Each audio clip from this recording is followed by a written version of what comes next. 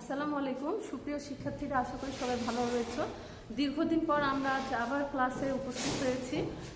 মাঝে আমাদের অনেক দিন বিভিন্ন সমস্যার কারণে আমরা ক্লাসগুলো করতে পারিনি। যেহেতু অনেক দিন পর আমরা আবার ক্লাস করছি, সেহেতু তোমাদের জ্ঞাতার্থে আমি জানিয়ে দিতে চাচ্ছি যে তোমরা অলরেডি সবাই মেসেজ পেয়ে গিয়েছো যে তোমাদের কিছুদিনের মধ্যেই প্রি টেস্ট পরীক্ষা, প্রাক নির্বাচনী পরীক্ষা শুরু হবে। আর সে কারণে তোমরা হয়তো বা দ্বিধাদ্বন্দ্বে রয়েছো যে সমাজ বিজ্ঞানে আসলে আমরা কোন অধ্যায়গুলো পড়বো বা কোন বিষয়গুলো আমরা পড়বো না। সে কারণে তোমাদেরকে জানিয়ে দিচ্ছি আমি প্রি টেস্ট পরীক্ষাগুলোর জন্য তোমাদেরকে যে অধ্যায়গুলো ভালো করে দেখতে হবে। দেখো, প্রথম পত্রে তোমরা যে অধ্যায়গুলো দেখবা অষ্টম, নবম, দশম, একাদশ, কারণ আমরা ইয়ার চেঞ্জের পরীক্ষায় সপ্তম পর্যন্ত কিন্তু আমরা পরীক্ষা দিয়ে ফেলেছি। সে কারণে আর আমি কিন্তু অলরেডি অষ্টম, নবম, দশম, একাদশ অধ্যায় তোমাদের করিয়েছি, শেষ করে দিয়েছি। এই কারণে প্রথম পত্র থেকে তোমরা 4টা অধ্যায় দেখবা, 8, 9, 10, 11। আর দ্বিতীয় পত্রে এখন তোমরা আমার কাছে একটা প্রশ্ন থাকতে পারে যে ম্যাডাম আমরা দ্বিতীয় পত্র তো এখনো শুরুই করিনি, তাহলে পরীক্ষায় তারপরে দ্বিতীয় পত্র যদি আসে আমরা কিভাবে অংশগ্রহণ করবো বা লিখবো। তাহলে তোমাদেরকে সে কারণে আমি জানিয়ে দিচ্ছি যে দ্বিতীয় পত্র থেকে আমি মাত্র 3টি অধ্যায় নির্বাচন করেছি। সেটি হচ্ছে ষষ্ঠ, সপ্তম, অষ্টম অধ্যায়। এখন তোমরা বলবা যে এই কয়েকদিনের মধ্যে এই 3টি অধ্যায় কিভাবে শেষ হবে। এখন তোমাদের আমি জানিয়ে দিই, ষষ্ঠ অধ্যায়টি আজকে আমি শুরু করবো এবং দেখা যাচ্ছে আগামী ক্লাসের মধ্যে আমি এটা শেষ করে দেবো, ষষ্ঠ অধ্যায়। আর সপ্তম আর অষ্টম অধ্যায় হচ্ছে আমাদের পরিচিত দুটি অধ্যায়, অর্থাৎ প্রথম পত্রে অলরেডি আমরা এই দুটি অধ্যায় শেষ করেছি। আমাদের দ্বিতীয় পত্রের সপ্তম অধ্যায়ের নাম হচ্ছে বাংলাদেশের পরিবার ও বিবাহ ব্যবস্থা, আর অষ্টম অধ্যায়ের নাম হচ্ছে বাংলাদেশের সামাজিক পরিবর্তন। তাহলে তোমরা বুঝতে পারছো যে আমরা প্রথম পত্রে পরিবার বিবাহ অধ্যায় করেছি, আর কিছুদিন আগে আমি প্রথম পত্রের যে শেষ অধ্যায়টি শেষ করলাম ওই অধ্যায়টির নাম ছিল সামাজিক পরিবর্তন। সেখানে শুধু অষ্টম অধ্যায় দ্বিতীয় পত্রের সে অধ্যায়টার নাম হচ্ছে কি বাংলাদেশের সামাজিক পরিবর্তন। অর্থাৎ টপিকসগুলো একই রকম, শুধু কিছু জিনিস হয়তো বা পার্থক্য রয়েছে। আর যে জিনিসগুলোতে অমিল বা বৈচিত্র্য রয়েছে আমি সেগুলো ক্লাস নিতে গেলে তোমাদের বলে দেবো। অর্থাৎ পরীক্ষার আগে লাস্ট যে ক্লাসটা হবে ওটাতে আমি আরও ধারণা দিয়ে দেবো যে তোমাদেরকে কী ধরনের প্রশ্নগুলো পড়তে হবে। তাহলে দেখো শিক্ষার্থীরা, আমরা তাহলে ক্লাস শুরু করি। আমাদের আলোচনা করবো আমরা কোন অধ্যায় নিয়ে? ষষ্ঠ অধ্যায় নিয়ে। আমাদের ষষ্ঠ অধ্যায়ের নাম হচ্ছে বাংলাদেশের গ্রামীণ ও শহুরের সমাজ। কি বলছিলাম? বাংলাদেশের গ্রামীণ ও শহুরের সমাজ। তাহলে বাংলাদেশের গ্রামীণ আর শহুরের সমাজ নিয়ে আলোচনা করতে গেলে এর আগে দেখো, তোমরা একটু মনে করে দেখো, এর আগে যখন আমরা অধ্যায়গুলো আলোচনা করছিলাম তখনই আমি তোমাদের ক্লাসেও সরাসরিও যখন আমরা কথা বলছিলাম, ক্লাস করছিলাম, তোমাদেরকে আমি বলে দিয়েছিলাম যে আমাদের সমাজবিজ্ঞান প্রথম পত্র আর দ্বিতীয় পত্র একটি অপরটি ঘনিষ্ঠভাবে সম্পর্কিত। একটি পত্রের সাথে আরেকটি পত্রের সম্পর্কটা অনেক নিবিড়।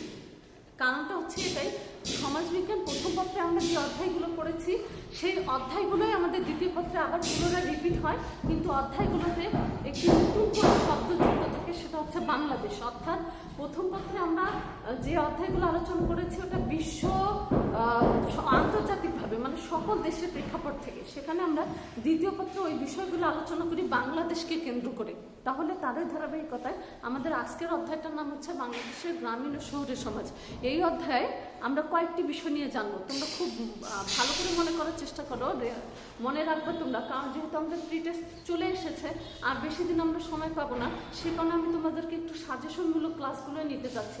ষষ্ঠ অধ্যায় থেকে মূলত প্রশ্ন আসে দুই ধরনের। সবসময় মনে রাখবা যে শুধুমাত্র আমাদের এই কলেজ পরীক্ষা না, এর পরবর্তীতে তোমরা যখন বোর্ড পরীক্ষা অংশগ্রহণ করবা তখনকার জন্য তোমরা মনে রাখবা ষষ্ঠ অধ্যায় সবসময় দুই ধরনের সৃজনশীলকে নির্দেশ করে, মানে দুই টাইপের, দুই ক্যাটাগরির সৃজনশীল যদি আমরা প্র্যাকটিস করি তাহলে এই অধ্যায় থেকে আমরা অবশ্যই একটি প্রশ্ন কমন পাবই। সেই দুইটা ধরন কি? প্রথম ধরন হচ্ছে এই অধ্যায়টা শেষ করে দিলে তোমরা আসলে আরও বেশি ভালো করে বুঝতে পারবা। তারপর আমি তোমাদের বলে দিচ্ছি এই অধ্যায়ের এক ধরনের প্রশ্ন আসে কেমন, শহর আর গ্রাম তাদের বৈশিষ্ট্য বা তাদের পার্থক্য নিয়ে। অর্থাৎ প্রশ্নটা কেমন আসে, হয়তো বা তোমার উদ্দীপকে গ্রামীণ কিছু দৃশ্যপটও থাকবে, শহরের কিছু দৃশ্যপট থাকবে, সেটা থেকে তোমাকে গ নম্বরে নির্দেশ করতে হবে যে উদ্দীপকে গ্রাম না শহরকে চিহ্নিত করেছে, আর ঘ নম্বরে থাকে উক্ত দুটি সমাজের মধ্যে পার্থক্য বিশ্লেষণ করো। অর্থাৎ গ্রামীণ সমাজ শহুরের সমাজের মধ্যে যে পার্থক্য রয়েছে সেটা আমাদেরকে বিশ্লেষণ করতে হবে। তাহলে এই ধরনের একটা প্রশ্ন আসার সম্ভাবনা তোমার 80%। আর এই অধ্যায় থেকে আর এই প্রশ্নটা যদি না আসে তাহলে আরেক ধরনের প্রশ্ন আসে, সেটা হচ্ছে গ্রামীণ সমাজের স্তর বিন্যাস বা শহরের সমাজের স্তর বিন্যাস নিয়ে। আমরা দেখো প্রথম পত্রে আমরা স্তর বিন্যাস অধ্যায়ে আলোচনা করেছি। এখানে আমরা আলোচনা করব ওই স্তর বিন্যাস কিন্তু গ্রামকে কেন্দ্র করে, শহরকে কেন্দ্র করে, অর্থাৎ গ্রামের মানুষকে কতভাবে পার্থক্য বা স্তরে ভাগ করা যায়, বা শহরের মানুষকে কয়টি স্তরে বা ভাগে বিভক্ত করা যায়, সেই বিষয়টি নিয়ে আমরা এখানে আলোচনা করব। তাহলে দেখো, তারই ধারাবাহিকতায় যদি আমি ক্লাস শুরু করতে যাই, তাহলে প্রথমে আমাকে যে টপিক্সটা নিয়ে আলোচনা করতে হবে, এখানে আমি যে শব্দটি বলেছি গ্রামীণ আর শহুরে সমাজ, তাহলে আমাদেরকে প্রথমে জানতে হবে গ্রাম বলতে আমরা কি বুঝি আর শহর বলতে আমরা কি বুঝি। তাহলে আমি তোমাদের সামনে যদি স্পষ্ট করে বলতে চাই একবারে সংক্ষিপ্ত ভাষায়, তাহলে আমাদেরকে কি বলতে হবে যে কিছু কিছু সমাজবিজ্ঞানী গ্রামের জনসংখ্যার একটি লিমিটেশন নির্দিষ্ট করে দিয়েছেন। সেটা তাদের ভাষায় কি, যে 2500 লোকের নিচে বসবাসরত মানে 2500 জনগোষ্ঠী নিয়ে বসবাসরত লোকালয় বা এলাকাকে বলা হয় গ্রামীণ সমাজ। অর্থাৎ কোনো এলাকায় জনগোষ্ঠী যদি 2500 জনের উপরে না হয়, 2500 নিচে থাকে, তাহলে সেটাকে বলা হবে গ্রামীণ সমাজ। এবং তোমরাও সমাজবিজ্ঞানীদের সাথে একমত হবা শিক্ষার্থীরা, তোমরা যদি তোমাদের গ্রামকে একটু লক্ষ্য করো, তাহলে দেখবা যে বড় গ্রামগুলোর হয়তো বা 1500, 1000 বা সর্বোচ্চ 2000 লোক সংখ্যা থাকতে পারে, কিন্তু মাঝারি বা ছোট গ্রামগুলোতে তোমরা বেশিরভাগই দেখবা ওই যে লোক গণনা করতে গেলে বা বাড়িগুলো যদি তোমরা হিসাব করো মুখে মুখে, তোমরা দেখবা যে বেশি হয় না, কতটা হয় 500 থেকে 700 বা 1000, এর মধ্যে কিন্তু লোক সংখ্যা কি থাকে, সীমাবদ্ধ থাকে। সে কারণে সমাজবিজ্ঞানীরা বলছে কোনো এলাকায় বা লোকালয়ে যদি 2500 লোকের নিচে লোক সংখ্যা বসবাস করে, তাকে বলা হয় গ্রামীণ সমাজ। গ্রামীণ সমাজকে সংজ্ঞায়িত করতে যে আরেকটি কথা আমরা বলতে পারি, যে যে এলাকার অধিকাংশ লোকের পেশা হচ্ছে কৃষিভিত্তিক, অর্থাৎ কৃষিকে কেন্দ্র করে যে এলাকার লোকদের জীবন অতিবাহিত হয়, সেই এলাকাটাকে বলা হয় তোমার গ্রামীণ সমাজ। তাহলে নিশ্চয়ই তোমরা বুঝতে পারছো আমরা গ্রাম বলতে কি বুঝি। অপরদিকে শহুরের সমাজের উদাহরণ দিতে গেলে আবার আমরা সংখ্যাকে আনতে পারি যে 2500 লোক সংখ্যার উপরে কোনো এলাকায় যদি কোনো লোক সংখ্যা বসবাস করে, সেই সমাজকে বলা হবে শহুরের সমাজ। এবং তোমরাও আমার সাথে একমত হবা যে তোমরা যদি দিনাজপুরকে একটু লক্ষ্য করো, যে দিনাজপুর তো একটি শহর, জেলা শহর, দিনাজপুরকে লক্ষ্য করলে আমরা কি দেখব, অবশ্যই 2500 উপরে লোক সংখ্যা রয়েছে, সে কারণে দিনাজপুরকে কি বলা হচ্ছে, শহর বলা হচ্ছে। আর শহুরের সমাজের আরেকটি সংজ্ঞা দেওয়া যায় এভাবে, অকৃষি পেশা বা শিল্পায়নের উপর কেন্দ্র করে যে সমাজ গড়ে ওঠে, তাকে বলা হয় শহুরের সমাজ। এখন দেখো শিক্ষার্থীরা, গ্রামীণ আর শহুরের সমাজ কাকে বলে আমরা তো এটা নিশ্চয়ই বুঝতে পারলাম। এখন আমরা আলোচনা করব গ্রামীণ আর শহুরের সমাজের বৈশিষ্ট্যগুলো নিয়ে। তাহলে দেখো তোমরা, ব্ল্যাকবোর্ডে আমি কয়েকটি বৈশিষ্ট্য উল্লেখ করেছি। গ্রামীণ সমাজের বৈশিষ্ট্য উল্লেখ করতে যে প্রথমে আমরা যে বৈশিষ্ট্যটা দেখতে পাচ্ছি, সেটা হচ্ছে কৃষিভিত্তিক পেশা।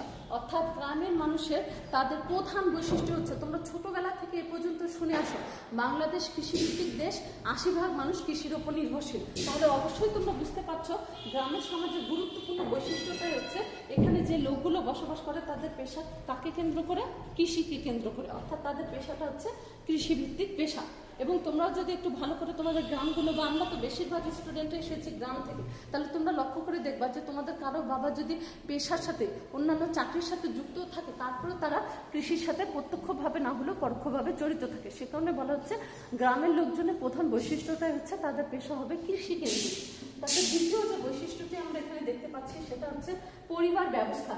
গ্রামীণ সমাজের পরিবার ব্যবস্থাগুলো কেমন হবে, অবশ্যই যৌথ পরিবার।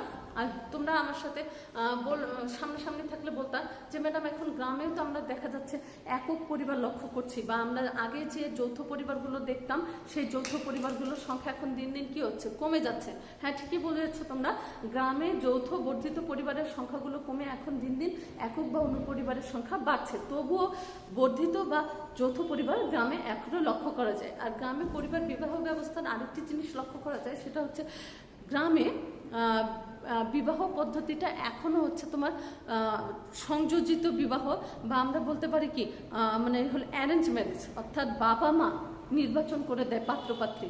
এবং গ্রামীণ পরিবারগুলোতে পিতৃতান্ত্রিক, অর্থাৎ পিতৃপ্রধান পরিবারগুলোতে সর্বময় ক্ষমতার অধিকারী কে থাকে, পিতা থাকে। এখন দেখো শিক্ষার হার আমাদের গ্রামে, আমরা যদিও বা বলি যে বাংলাদেশে এখন সাক্ষরতার হার অনেক বেশি, শিক্ষার দিক থেকে আমরা অনেক এগিয়ে রয়েছি, তারপরেও বাস্তবতার যে মূল চিত্রটা, সেটা হচ্ছে গ্রামীণ সমাজে যদি আমরা শিক্ষাটাকে একটু লক্ষ্য করতে চাই, তাহলে তোমরা এখনো দেখবা যে গ্রামের শিক্ষার হার এখন আগের তুলনায় অনেক মানে শিক্ষার হারটা শহরের তুলনায় এখনো অনেকটা পিছিয়ে, বা যে শিক্ষাটা রয়েছে আমাদের প্রচলিত শিক্ষা ব্যবস্থা বা শহুরে সমাজে বা ভালো স্কুল কলেজগুলোর সাথে তারা ততটা তাল মিলিয়ে চলতে পারে না, অর্থাৎ শিক্ষার হারটা এখনো কম রয়েছে। 4 নম্বর যেটা আমরা বৈশিষ্ট্য দেখছি সেটা হচ্ছে সামাজিক মর্যাদা। মনে করে দেখো শিক্ষার্থীরা, আমরা সমাজবিজ্ঞান প্রথম পত্রের 4র্থ অধ্যায়ে আলোচনা করেছিলাম মর্যাদা 2 রকম, একটা হচ্ছে আরোপিত মর্যাদা আর একটা হচ্ছে অর্জিত মর্যাদা। নিশ্চয়ই তোমাদের মনে আছে আরোপিত মর্যাদা কোনটাকে বলে। আরোপিত মর্যাদা বোঝাচ্ছে অর্জিত মর্যাদাটা বোঝা বেশি সহজ। অর্থাৎ অর্জিত মর্যাদা কোনটা, ব্যক্তি নিজের কর্মদক্ষতায় গুণ দ্বারা যে মর্যাদা অর্জন করে সেটা হচ্ছে অর্জিত মর্যাদা। যেমন দেখো, আমি পেশায় কি শিক্ষক, তাহলে শিক্ষক হওয়ার কারণে তো আমি সমাজে একটা মর্যাদা ভোগ করছি, এই মর্যাদাটা হচ্ছে আমার অর্জিত মর্যাদা। অর্থাৎ আমি নিজে শিক্ষা অর্জন করেছি, শিক্ষা অর্জন করার কারণে আজ আমি এই পেশার সাথে যুক্ত রয়েছি, সে কারণে আমার মর্যাদাটাকে বলা হচ্ছে অর্জিত মর্যাদা। তাহলে অপরদিকে অর্জিত মর্যাদার পক্ষান্তরে আরোপিত মর্যাদা কোনটাকে বলে? আরোপিত মর্যাদা হচ্ছে সেই মর্যাদা ব্যক্তি নিজে না, বংশানুক্রমে বা উত্তরাধিকারী সূত্রে যে মর্যাদা গ্রহণ করে সেটাকে বলা হয় আরোপিত মর্যাদা। যেমন বাপদাদার অনেক জমি ছিল, তুমি সেই জমির মালিক হলো, সেটা হচ্ছে আরোপিত মর্যাদা। অর্থাৎ এই মর্যাদা অর্জনের পেছনে তোমার কোনো ক্রেডিট নেই, সম্পূর্ণ ক্রেডিট কার হাতে? পরিবারের হাতে। তাহলে গ্রামের সামাজিক মর্যাদা তোমরা তাহলে বুঝতে পারছো, আরোপিত আর অর্জিত মর্যাদা যখন আমরা আলোচনা করলাম, তোমরা নিশ্চয়ই বুঝতে পারছো গ্রামের কোন মর্যাদাটা বেশি লক্ষ্য করা যাবে। অবশ্যই আরোপিত মর্যাদা, কারণ গ্রামের মানুষ অর্জিত মর্যাদাটাকে গুরুত্ব দেয় কম, আরোপিত মর্যাদাকে গুরুত্ব দেয় বেশি। সে কারণে তোমরা গ্রামে দেখবা পাত্রপাত্রী নির্বাচনের ক্ষেত্রে তোমার জমা জমিকে বেশি গুরুত্ব দেওয়া হয়, সেখানে শহরাঞ্চলে অর্জিত মর্যাদাকে বেশি গুরুত্ব দেওয়া হয়। যেমন দেখা যাচ্ছে যে ছেলে কোন পেশার সাথে যুক্ত রয়েছে, কি চাকরি করে, এই বিষয়টাকে গুরুত্ব দেওয়া হয়। তাহলে আমরা বলতে পারি সমাজের সামাজিক মর্যাদার কর্ণধার হচ্ছে আরোপিত মর্যাদা। এখন দেখো সামাজিক নিয়ন্ত্রণ। গ্রামীণ সমাজের সামাজিক নিয়ন্ত্রণের বাহন হচ্ছে তোমার পরিবার বা গ্রামের মাতব্বর, চেয়ারম্যান মেম্বার, মুরব্বীরা, তারা হচ্ছে গ্রামীণ সমাজের নিয়ন্ত্রক বা গ্রামকে নিয়ন্ত্রণ করে। গ্রামের বিভিন্ন অনুশাসন, গ্রামের বিভিন্ন বিধিনিষেধ, যেখানে আমরা শহরে লক্ষ্য করি সামাজিক নিয়ন্ত্রণের কাজ করে পুলিশ, বিডিআর, আর্মি, অর্থাৎ প্রশাসনিক কাঠামোগুলো, সেখানে গ্রামের সামাজিক নিয়ন্ত্রণে বিভিন্ন সামাজিক সংগঠনগুলো কাজ করে থাকে। এখন দেখো সামাজিক গতিশীলতা। আমরা গ্রামীণ সমাজের একটি আরেকটি গুরুত্বপূর্ণ বৈশিষ্ট্য লক্ষ্য করছি এখানে, সেটা হচ্ছে সামাজিক গতিশীলতা। আমরা জানি সামাজিক গতিশীলতা সব সমাজেই রয়েছে, তবে বলা হয় শহুরের সমাজের তুলনায় গ্রামীণ সমাজের সামাজিক গতিশীলতা কিছুটা কম, অর্থাৎ পরিবর্তনের যে হার বা গতি সেটা গ্রামীণ সমাজে একটু ধীর গতিতে পরিচালিত হয়। তারপরে দেখো শিক্ষার্থীরা সামাজিক স্তর বিন্যাস। গ্রামেও সামাজিক স্তর বিন্যাস রয়েছে। আমরা কিছুদিন আগে আলোচনা করেছি সমাজের মানুষকে উঁচু নিচু শ্রেণীতে ভেদাভেদ করার প্রক্রিয়াকেই বলা হয় সামাজিক স্তর বিন্যাস। বলা হচ্ছে গ্রামীণ সমাজে এই সামাজিক স্তর বিন্যাসের হারটা একটু অন্য ধরনের। কেমন একটু দেখো তোমরা শিক্ষার্থীরা, তোমরা যদি একটু গ্রামের দিকে তাকাও তাহলে তোমরা দেখতে পাবা যেখানে শহরের সামাজিক স্তর বিন্যাসের গুরুত্বপূর্ণ হাতিয়ার হচ্ছে সম্পত্তি বা ক্ষমতা, কাঠামো, এগুলো, সেদিকে তোমরা দেখবা যে গ্রামে সামাজিক স্তর বিন্যাসের হাতিয়ার হচ্ছে ভূমির মালিকানা। অর্থাৎ জমিকে কেন্দ্র করে, জমির মালিকানাকে কেন্দ্র করে গ্রামের সমাজের মানুষকে উঁচু নিচু শ্রেণীতে ভেদাভেদ করা হয়। সে কারণে আমরা এই অধ্যায়ের পরবর্তী অংশে দেখব যে ভূমির মালিকানাকে কেন্দ্র করে গ্রামের মানুষকে আমরা 4 ভাগে ভাগ করবো। প্রথমেরটা হচ্ছে ধনী কৃষক, তারপর বর্গা চাষী, প্রান্তিক কৃষক আর ভূমিহীন কৃষক। তাহলে বুঝতে পারছো গ্রামীণ সমাজে স্তর বিন্যাস বিদ্যমান। তারপরে দেখো আমরা গ্রামীণ সমাজে আরেকটি বৈশিষ্ট্য দেখছি, সেটা হচ্ছে প্রথাবদ্ধ দৃষ্টিভঙ্গি। প্রথাবদ্ধ দৃষ্টিভঙ্গি বলতে তোমরা কি বোঝো? প্রথাবদ্ধ দৃষ্টিভঙ্গি শব্দের অর্থ হচ্ছে, তোমরা এই শব্দটির সাথে পরিচিত আছো, যে আমরা অনেক সময় বলি কুসংস্কার, গোঁড়ামিপনা বা প্রচলিত চিন্তা চেতনা বা ধ্যান ধারণা থেকে বেরিয়ে না আসা। তাহলে এই ধরনের দৃষ্টিভঙ্গির অনুসারী হচ্ছে কারা? গ্রামীণ সমাজের মানুষেরা। অর্থাৎ গ্রামীণ সমাজের মানুষরা সহজে পরিবর্তনকে একসেপ্ট করে না, তারা গ্রহণ করতে চায় না, তারা তাদের প্রচলিত যে পদ্ধতি সেটির মধ্যে নিজেদেরকে আবদ্ধ রাখতে চায়। সে কারণে বলা হচ্ছে গ্রামীণ সমাজে একটি গুরুত্বপূর্ণ বৈশিষ্ট্য হচ্ছে প্রথাবদ্ধ দৃষ্টিভঙ্গি। এখানে আমরা আরেকটি বৈশিষ্ট্য দেখতে পাচ্ছি গ্রামীণ সমাজে, সেটা হচ্ছে চিত্ত বিনোদন। আমরা শহরের সমাজের চিত্ত বিনোদনের বিভিন্ন মাধ্যম লক্ষ্য করি, যদিও বা গ্রামেও সেই বিষয়গুলো চলে এসেছে, তারপরও গ্রামীণ সমাজের চিত্ত বিনোদনের প্রকাশটা বা চিত্ত বিনোদনের উপাদানগুলো এখনও কিছুটা প্রাচীন সময়ে রয়ে গিয়েছে। হয়েছে। যেমন দেখা যাচ্ছে যে কিছু কিছু গ্রামে এখনও তোমার শীতের সময় জারি গান, তারপরে পালা গান, কবি গান, বিভিন্ন, তারপরে বাড়িতেই দেখা যাচ্ছে বনভোজনের ব্যবস্থা করা হচ্ছে। তারপর দেখা যাচ্ছে যে গ্রামের যৌথ পরিবারগুলোতে সবাই মিলে একত্রিত হলে বিভিন্ন গান আড্ডার ব্যবস্থা করা হচ্ছে, অর্থাৎ চিত্ত বিনোদনের ধরনটা এখনও সুস্থ আমরা বলতে পারি। তারপর দেখো গ্রামীণ সমাজের বৈশিষ্ট্যগুলোর মধ্যে সর্বশেষ যে বৈশিষ্ট্যটি আমরা দেখতে পাচ্ছি সেটা হচ্ছে মহাজনী দাদন ব্যবসা। তোমরা এই শব্দটির সাথে অনেকেই পরিচিত, আবার অনেকেই পরিচিত না।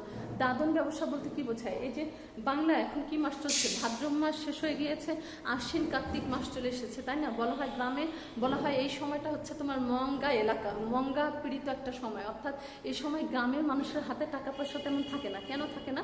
কারণ আমন ধান রোপণ করার পর সেই ধানটি না আসার সময় পর্যন্ত এই সময়টা মানুষের হাত একদম খালি থাকে। আর এই দাদন ব্যবসা কাকে বলে? মহাজন। গ্রামে কিছু তোমরা দেখবা মোড়ল মাতবর মহাজন টাইপের লোক থাকে, যাদের হাতে সবসময়, বছরে সবসময় টাকা পয়সা থাকে। তারা কি করে? সুদের মাধ্যমে মানুষের হাতে টাকা দেয়। যেমন এই সময়টাতে তাদের এই অভাব বা মঙ্গাপীড়িত সময়টাতে কি করছে, কাউকে যদি 500 টাকা দিচ্ছে, বলছে যে ধান উঠে আমাকে এখান থেকে 700 টাকা দিতে হবে। তাহলে তার মানে অসামর্থ্য বা তার হলো অভাবের সময়টাকে সুযোগ হিসেবে কাজে লাগিয়ে তারা একটি বাড়তি আয় লাভ করছে। বলা হয় যে এখন যদিও বা সমাজে বিভিন্ন ব্যাংক ব্যবস্থা, এনজিও এগুলো আছে কারণে মহাজনরা এখন আর এতটা মানুষকে অত্যাচারিত করতে পারে না, তারপরেও কিছু কিছু গ্রামে এখনও এটা দেখা যায় যে মহাজনরা গরিব মানুষদেরকে জিম্মি করে সুদের বিনিময়ে, উচ্চ হারে সুদের বিনিময়ে লোকদের সাথে টাকা পয়সা কি করে, লেনদেন করে। তাহলে এই ধরনের দাদন ব্যবসা আমরা মূলত শহরে লক্ষ্য করি না। এই ধরনের দাদন ব্যবসা কোথায় লক্ষ্য করা যায়? গ্রামীণ সমাজে লক্ষ্য করা যায়। তাহলে তোমরা নিশ্চয়ই বুঝতে পারছো আমাদের গ্রামীণ সমাজের বৈশিষ্ট্যগুলো কী ধরনের। এখন তোমাদেরকে যদি আমি শহরের সমাজের বৈশিষ্ট্যগুলো আলোচনা করি, তাহলে আমরা এখান থেকে আমরা বৈশিষ্ট্যগুলো বের করতে পারবো। কিভাবে দেখো,